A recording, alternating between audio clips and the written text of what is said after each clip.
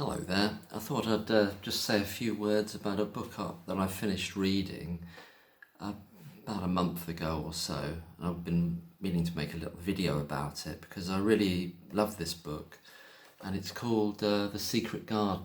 I think the writing's upside down probably there, isn't it? But you can see the picture of these two children on the front. And obviously it's a classic book that I'd heard of, and that's the main little girl in it in this BBC adaptation from, I think, probably sometime in the 70s or 80s or something. I've not seen any of the adaptations, but I'd heard the book referred to for a long time in different ways, that it was a lovely story, and it really was beautiful, and I read it very slowly. I made a few notes here that I'm going to refer to. And what I don't want to do is tell the story of it, just in case anyone hasn't read it.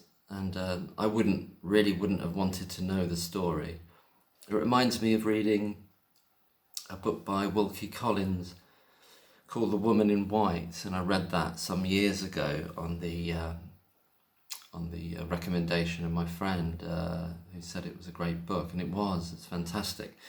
But in the beginning of that edition, before the story starts, Wilkie Collins writes a very short piece which was written, obviously, around the time he wrote that novel and his other novels, in which he was saying to reviewers, great to have reviews, this is the gist of it, but please don't tell the story to spoil it for people. Not that I'm reviewing this book, but it's just thoughts about it and feelings about it, and if someone hasn't read it, I hope they might give it a try, and I think you'll love it. I suppose it was written in 1911, by the way, or published in 1911 at any way, just after the end of the Edwardian period, I suppose. And what was I going to say? Yeah, I suppose it's mostly appealed. Has it mostly appealed to children? I suppose it has, but I think it's just a great book for anyone, and it's a beautiful story with a lot of aspects to it that I'm thinking about life in general, especially lately, to do with health, and to do with if you've gone through a period of time, whether mentally or physically or both, where your health has been compromised, or you feel yourself going downhill, as it were. What might be some of the routes back to it, and what are you looking for? So I'll just read out some notes, and then I'll read a little section that I chose from this book, The Secret Garden. It's by Francis Hodgson Burnett. I should have said that at the beginning because the writing's upside down, or back to front, isn't it? I don't know how I changed that. But it's about Mary Lennox. She's a girl. I think she's about 10 years old, but she ages a little bit throughout this period of time. I don't think the overall time period is that long. It's no more than much more than a year since it starts. And it starts, which was a surprise to me, because it starts in India. Because her parents are working over there, and they're doing something in relation to the British Empire, I suppose. I'm struggling here not to tell you any sort of bits of the story. I won't. I'll do my best not to. And she had been with her parents, but then something awful happens where they are, and Mary becomes. She has to move. She has to go and be looked after by her uncle in this huge house in Yorkshire, and she's never been anywhere like that. But what's happened to Mary when she was in India and when she was growing up is that she very much admired her mother from a distance, the look of her fine clothes and her manners, but she was essentially completely neglected by her parents, but essentially brought up by a whole load of servants, basically, who treated her like a goddess, like a mini adult, in which all her whims were catered to. So she's been spoilt, and that's the fault of the parents and the other adults around her. And then she further begins to get, when she comes to, well, I don't want to give away any plot bits, but she has to leave India on her own, Mary does.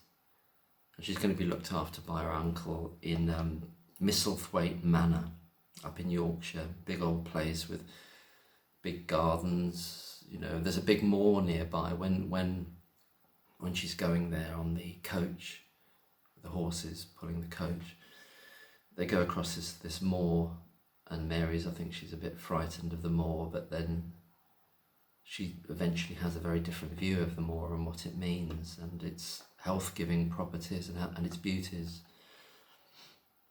So Mary goes to this big house and she can't do anything for herself. She's used to these servants doing everything for her, dressing, and she's described as by many of the people there as, sorry, I must interject, before she goes to Misselthwaite Manor, she temporarily stays somewhere else with another family of children who tease her, and they say to her, "Oh, Mary, Mary," quite contrary, because she won't play with them and she seems haughty or distant and is always objecting to. She doesn't like people. She's been brought up in a situation where she's not got to know people really, other than people who are dancing attendants on her. And she's been utterly, as I say, neglected by her parents. And at the same time spoilt, but it's not her fault. But then she's being blamed for how she's turned out like at this age anyway. So she goes from that temporary abode where she stayed for a short while with a group of children who reject her really, and she rejects them because she just doesn't trust or like people, and she's not had the chance to find out who she is really. Her early years have been completely distorted. And she goes to Misselthwaite Manor, and there's a housekeeper there who's a bit abrupt, and then there's there are other servants there. So this is the era where there are obviously many people in service, mostly women, but not exclusively women. Well, I shouldn't say that. I don't know what the percentage is either way, but there's many people in service, so-called, in these big houses. And the house belongs to, I can't always remember all the names off by heart, but it's her uncle. I'm going to, Archibald Craven. Archibald Craven, as I say, it's more than a month since I finished reading it, and he's not a bad guy, but there's something in the name Craven which I think means cowardly or something, but it's not that he's cowardly, but he's withdrawn from life because of losing his wife some 10 years ago. I won't say how that happened because that's all part of the plot, but anyway, bit by bit Mary begins to feel her way living there, and one of the servants there called Martha, she has a lot to do with Mary, and she's sort of in a good-humoured way trying to sort of tease her, try to encourage her to be more independent, to dress herself, and she's letting it be known that Mary can't walk all over her, which is a good thing, which is to sort of begin to undo this spoiling that's happened to her when she was in India and been completely neglected by her actual family there, but essentially raised by servants who would just give her everything and bow down to her, which was very distorting to her development, to Mary's development. That begins to happen there, and she's encouraged a bit by Martha, and Martha tells her about her family that live on the moor. Her mum, who's called Susan Sowerby, who's meant to be a loved person in the area and very practical, and she's got, I think, 12 children or something like that, of which Martha is one. But there's also a boy that's often spoken about by Martha to Mary, who's called Dickon, Dickon, and he's talked about as a kind of nature boy really, that he's out on the moors all day, and Martha tells Mary the stories of Dickon going out there and fending for himself, and another important aspect is that the the animals trust him. He's got such a way with animals that they don't fear him. He learns their ways, and he learns the ways of nature by being out on the moor all day. We later find out he also has this vegetable patch and he can make things grow, and he's got this green fingers. As I say, he's this total kind of nature boy, this spirit who can charm animals and is at one with nature. I might dot around a bit here because I've just made some notes, not in any particular order, but just some of the salient things. And he's a wonderful boy when you do get to meet him, but that comes a little bit later.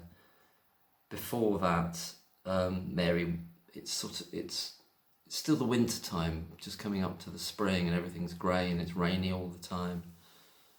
There's a part where Mary hears crying in the house, weird sounds, and she's told it's a dream, or she doesn't follow it up too much, but she's a bit curious about it.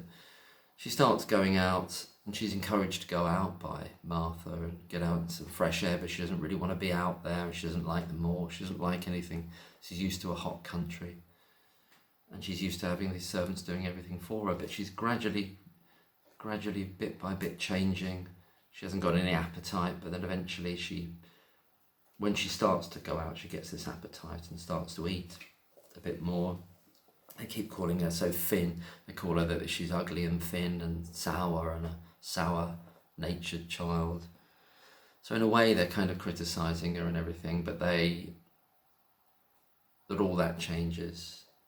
All that changes. As the first bits of spring, the potential to go out more starts, she does go out, and she begins to walk around these gardens, and there's these orchards and all these different sections of this large estate, and she can go around the gardens.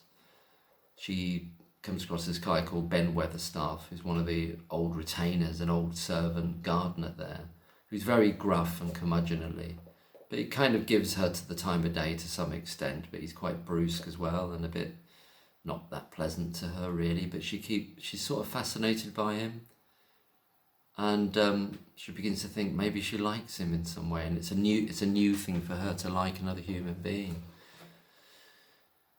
She keeps kind of bothering him and asking him what's what, and about the history of things like that, and she had, prior to this, she'd kind of been told about this. There's a part of the garden where nobody goes, and it's walled off, and nobody must go there, and nobody can go there. It's all locked up, and it's been locked up for 10 years. So the story of the what ends up being called the secret garden, but an enclosed garden, a locked away garden, it's kind of dribbled to her bit by bit, little bits of information.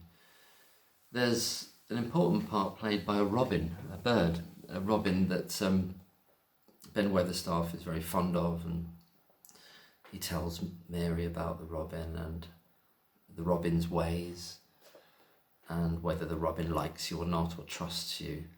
And Mary then gets to believe that she really likes this robin, and believes the robin trusts her and likes her, and it creates this kind of reciprocity between them.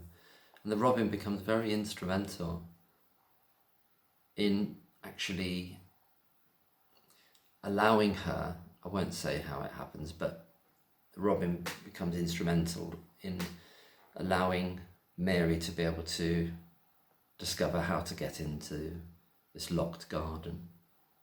And then it becomes a secret that she's found that.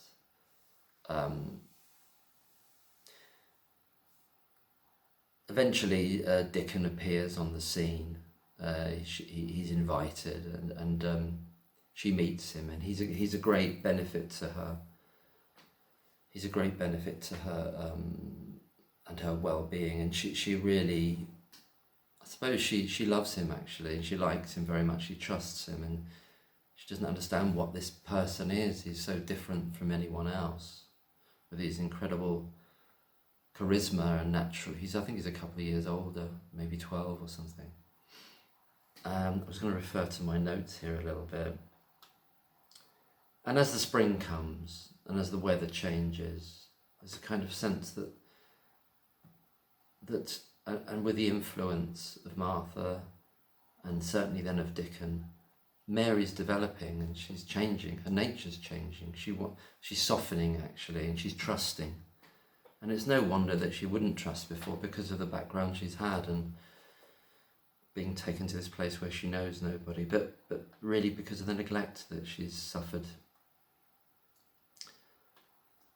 I'm wondering where to go here now with it.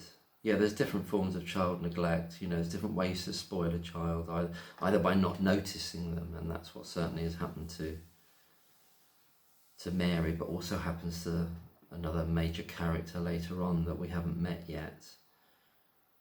I just say there's a very nice length of these chapters that you can. I read it incredibly slowly, maybe less than a page a day, But there's a beautiful length of the chapters, and they've got different titles to the chapters. And there's a beautiful flow of language and description. It really is an outstanding story and novel. I wrote something down here that you can see how the beauty of the person and the plant world is related to naturalness. So Mary has had a very unnatural start to her life, but the longer she's at Misselthwaite Manor, hard to say that with a lisp, Misselthwaite Manor, the more natural she's becoming, and she's eating more, and she's sort of filling out a bit more, and her hair is not so lank as it's described as lank and lifeless before. As spring comes, nature is beginning to help her. The magic of nature, and the word magic is used later on explicitly by Mary and Dickon, and then this other main child character, to describe something about vitality and health and how it's linked with the natural world, and that we're part of the natural world, and if we try to divorce ourselves from it, that they don't say that, but I'm saying it, if we try to divorce ourselves from that magic, then we fall into ill health in one form or another, mentally and or physically. And spiritually, I think as well.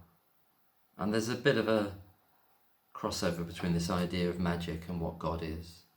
God is the magic, and God is in the nature. I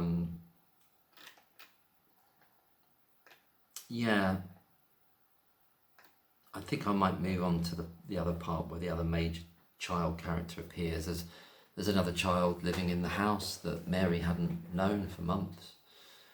She hears this crying in the night, and she follows the sounds, and she discovers there's a boy there, and there's a boy called Colin, and he's actually the son. So I know I've given away a major plot thing here, but I couldn't really talk about the rest of the story without saying that. But he's been neglected in his own way, and his life has been completely distorted by the father. And because of the father's, see Archibald Craven's in a state of constant mourning for his lost wife, and he's kind of put it all onto his son really, and believes his son is ill, is going to die as well. So the son is kept wrapped up in mothballs or cotton wool, and he's actually become ill, the boy, because he believes he's ill. He isn't actually ill, but he's been told he's ill. So this is another form of how somebody's magic, somebody's life force can be drained because they've been told they're ill, especially by adults here. And he believes them, and he a bit like Mary, he's a bit of a echo of Mary, that he's allowed to speak to the servants and other people in any way he likes, and shout at them and fall into these hysterics and rages, and they're all worried about him because he's going to be the heir of Misselthwaite Manor, and they're all concerned that they've got to tiptoe around him, including the doctors. Although there is one doctor that's got his eye, who's related to the family, he's got his eye on being the heir, and kind of it's handy for him if this little boy Colin, who's about Mary's age really, more or less Mary's age, and he's the son of Archibald Craven and the wife that died 10 years ago. So there is this one doctor who's related to the family, and it's in that doctor's interests if that boy doesn't survive in terms of inheriting this. So there's all these there's this scheming going on around it to keep this little boy who's not ill at all, but believes he's ill because he's been told he's ill. I'm just going to refer to some of my notes here.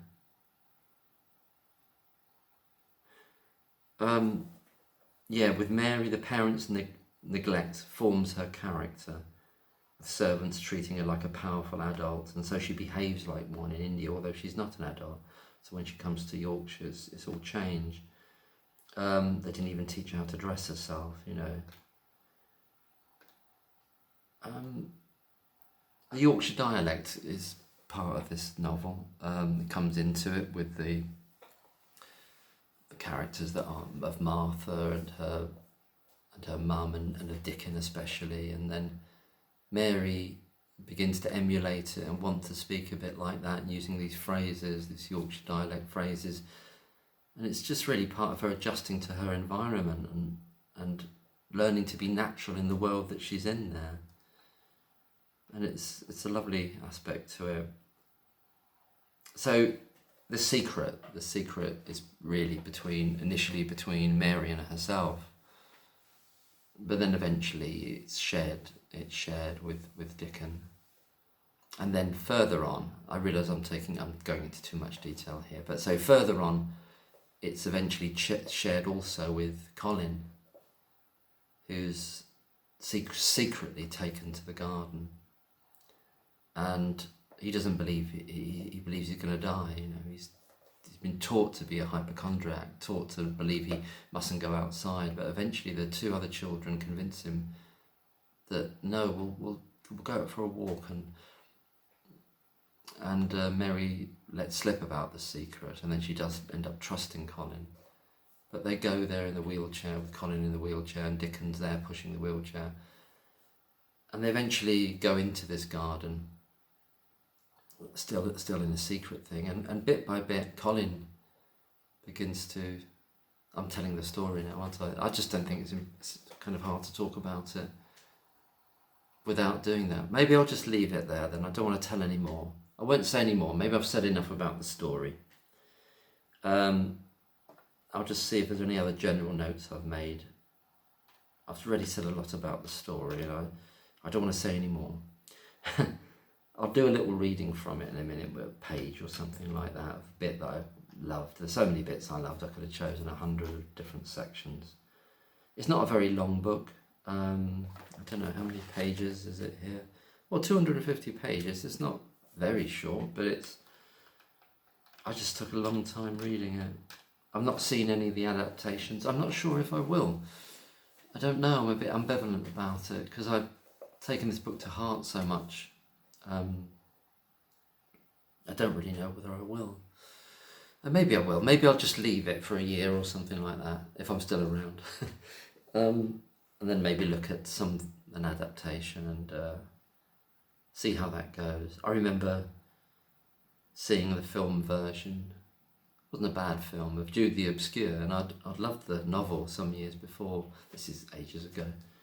But I was really sort of, it didn't stand up to the book. And I know there's the different forms, I know they're not going to be the same. How can they be the same? Because with books you've got so much more interiority, the inner world of characters.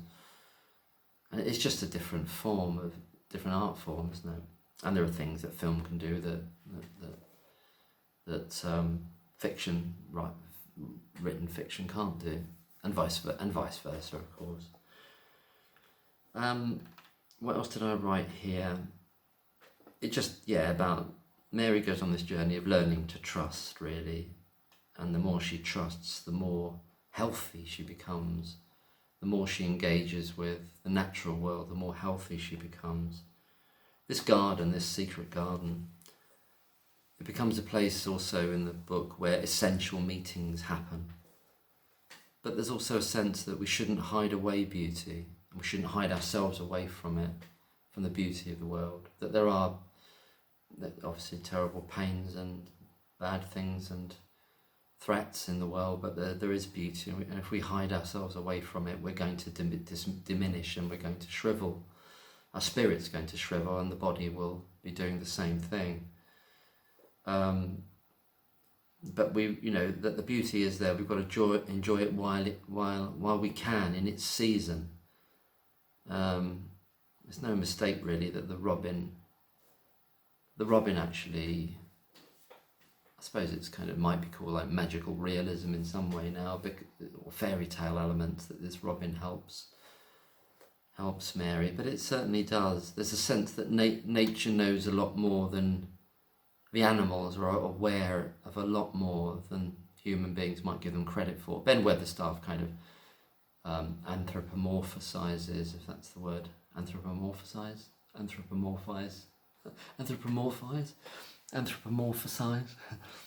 the robin, and calls him like this little gentleman, and he kind of gives him this kind of human. But they have the animals in terms of their trust and who they will come near and who they won't. It's exemplified by Dickon and how the animals, he's got like a fox round him, he's got squirrels, he's got other creatures, a rabbit, a crow, there's a crow, they all got different names. The crow's called Soot. I can't remember the name of the other animals just now. In terms of the writer Francis Hodgson Burnett, the name meant something to me because I've heard this book spoken about. I'm not sure, I do want to find out much about her. I don't know anything about her actually, other than obviously the period she wrote in. But I might try some other of her stories. I'm kind of ambivalent, the same with music and painters or whoever it is, poets or whatever. Not necessarily wanting to find out too much about the maker, the artist. Somehow it can distort things. Now and again I have, and it's a bit interesting, but often I don't know, I kind of want to be innocent of who they are, and I'm just engaging with what they've made, and that is both of them, but it's kind of separate because it's for the world as well, isn't it? So it's a kind of a bit of a paradox with that. I'm not sure, I will try to find out. There's a book about nature being your teacher, really, and the seasons. There's seasons for everything, and there's time when the garden's resting, and there's time when it blooms into this incredible life. This life force comes up, and it looks as though it never will.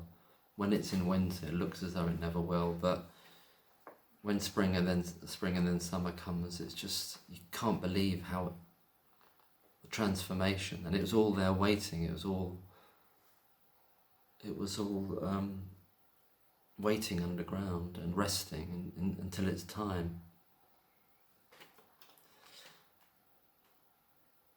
There's a kind of theme here about how the mind can limit and destroy the body and the spirit, and that applies also to Archibald Craven as well, in terms of his locked-in state of grief, but then he passes this grief on to his son. I won't say what happens towards the end.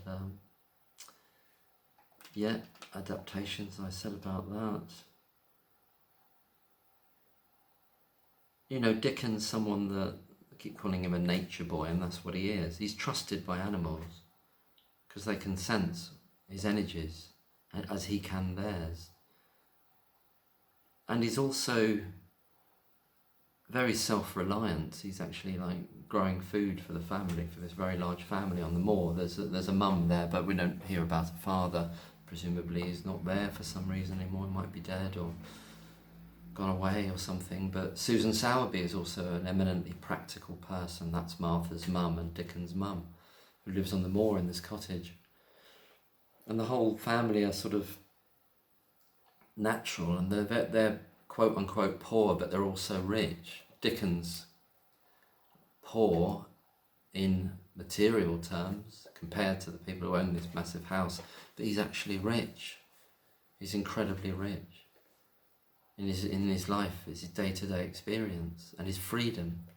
And what's missing here, thankfully, in respect of all these children, is any sense of formal education. There's no governess there teaching Mary and putting And there's no formal schooling for any of these children. And it's all to their benefit that there isn't. I mean, it's spoken about at one point that Mary's going to have a governess to start giving her lessons, and she begs and begs and begs Archibald Cravens to not have it yet, just to do what she ends up doing is actually, initially she's given a skipping rope, and that starts her doing physical things, and then that's when she starts walking through the gardens just before the spring starts, on days that aren't raining, up in Yorkshire there. But she's a wonderful character, Mary, as are they all really, Dickon and their journeys. I'm not going to say more about Colin here because it goes into bits that I wouldn't want to spoil. I don't want to spoil any of the story. Just this idea that if you're told you're ill, whether it's mental or physical or both, or either, then you can become ill. And I think reading this, it had some connotations to me of perhaps our mental health approach, the idea of diagnosis and the idea of labelling, and then what keeps people in that state of distress or fear, so fear for anxiety or low mood or whatever, or despair for depression, when they're medicalised and turned into something to do with alleged chemical imbalances, and then you've got pharmaceuticals treating you, then you get into this locked position, I think, very often. So this was a period before a lot of those medications would have been around, I think 1911, but they, a few decades on, they started really bringing them in a major way, didn't they? I was talking with a friend a little while ago, the other day, about one of the earlier medications, so-called medications, and they nicknamed it the chemical kosh. I think it was Largactil, which started coming in, I believe, in the 50s and 60s. But anyway, I won't go too far down that road, and I'll get on. I'm going to read I know it's been a little bit bitty, but I suppose I could have written an essay type of thing, just read it out, but I like to do things on the hoof, and the price of that is the bits of pauses and everything, but it doesn't matter, does it,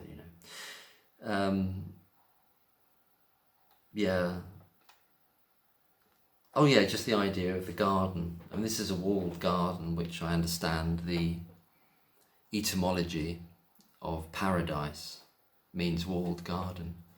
There's a sense, and it comes about, that this walled garden is a kind of locked away paradise, but that is discovered, and that's the secret, that it has been discovered.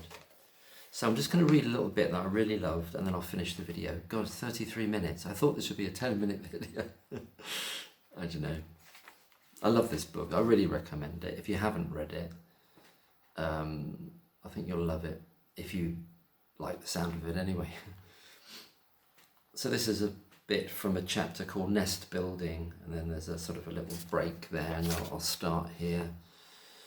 It's about halfway through the book. So it's spring is in the air. Spring is in the air. So I'll read this little bit.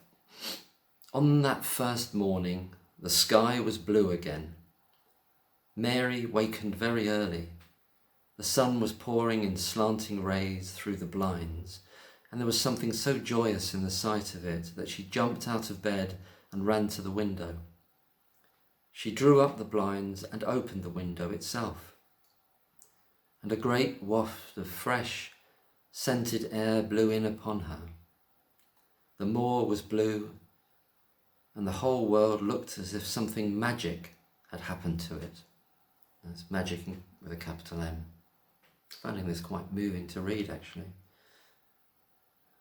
I didn't think it would get me like this, but it's other things,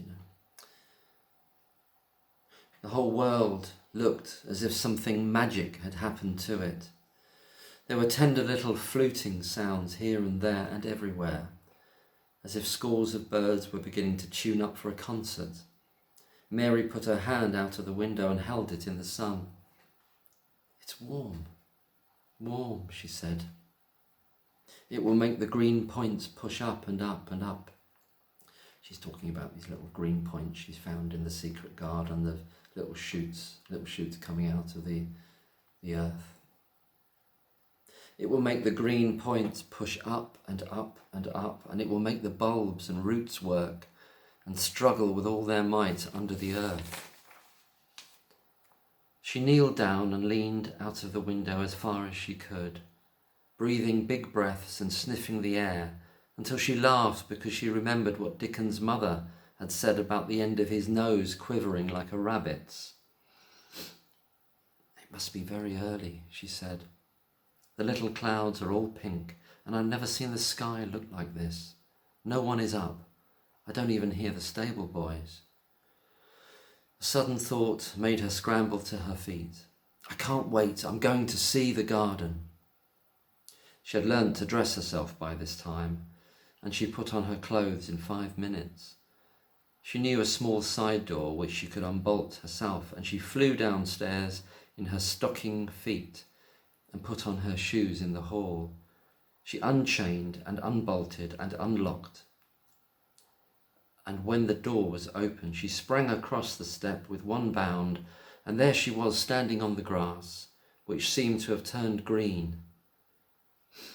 And with the sun pouring down on her, and warm, sweet wafts about her, and the fluting and twittering and singing coming from every bush and tree, she clasped her hands for pure joy and looked up in the sky, and it was so blue and pink and pearly and white and flooded with springtime light that she felt as if she must flute and sing aloud herself, and knew that thrushes and robins and skylarks could not possibly help it.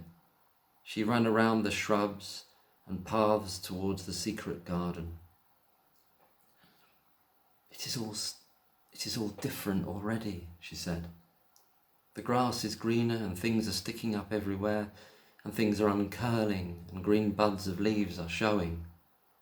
This afternoon I'm sure Dickon will come. The long warm rain had done strange things to the herbaceous beds which bordered the walk by the lower wall. There were things sprouting and pushing out from the roots of clumps of plants, and there were actually here and there glimpses of royal purple and yellow unfurling among the stems of crocuses. 6 months before, Mistress Mary would not have seen how the world was waking up, but now she missed nothing. When she had reached the place where the door hid itself under the ivy, she was startled by a curious loud sound. It was the caw of a crow, and it came from the top of the wall. And when she looked up, there sat a big glossy plumaged blue-black bird looking down at her very wisely indeed. She'd never seen a crow so close before, and he made her a little nervous. But the next moment he spread his wings and flapped away across the garden. She hoped he was not going to stay inside, and she pushed the door open, wondering if he would. When she got fairly into the garden, she saw that he probably did intend to stay, because he had alighted on a dwarf apple tree, and under the apple tree was lying a little reddish animal with a bushy tail, and both of them were watching the stooping body and rust-red head of Dickon, who was kneeling on the grass working hard. Mary flew across the grass to him. "Oh, Dickon, Dickon," she cried out. "How could you get here so early? How could you? The sun has only just got up." He got up himself, laughing and glowing and tousled, his eyes like a bit of the sky. Sorry, I mangled that last bit. It's the last bit I'm going to read. I'll do that again. Mary flew across the grass at him. I got that wrong. Mary flew across the grass to him. "Oh, Dickon, Dickon," she cried out. "How could you get here so early? How could you? The sun has only just got up." He got up himself, laughing and glowing and tousled, his eyes like a bit of the sky. And that is where I will leave it. And thank you for listening if you have, and perhaps you'll give this book a go if you haven't read it, or if you have read it a long time ago and loved it, and maybe you found some of these, maybe it was of interest to you to hear it talked about, I hope in some way, if you love the book. Anyway, I'll stop rabbiting on, and have a great day. Take it easy. Bye.